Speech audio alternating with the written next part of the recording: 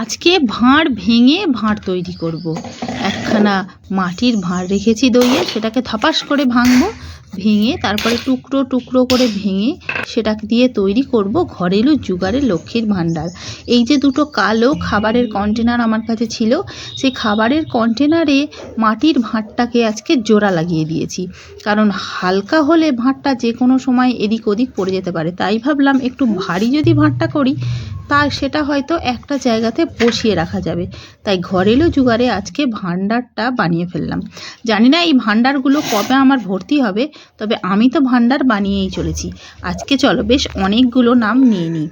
তৃষা, তাফিয়া, সায়ন্তিকা নাথ, সারা, আনিশা, শ্রেষ্ঠা, সরস্বতী, শ্রেয়া, আদ্রিজা শিকদার, দীপান্বিতা, সাথী, শুভমিতা, তুতু, শুভদাস। আচ্ছা বলো তো লক্ষ্মীর ভাণ্ডারে ঠিক কতগুলো রং দিয়েছি?